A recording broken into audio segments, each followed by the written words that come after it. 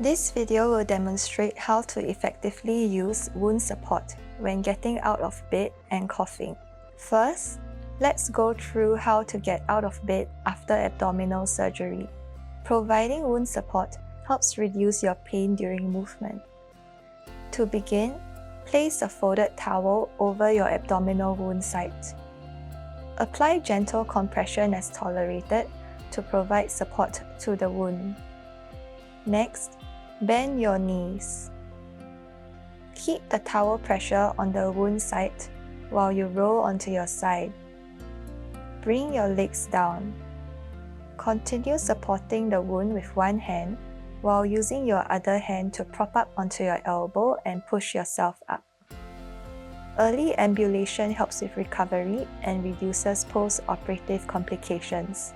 Walk as much as you can tolerate, taking short, frequent walks throughout the day. When your pain improves, wound support with a towel is no longer needed.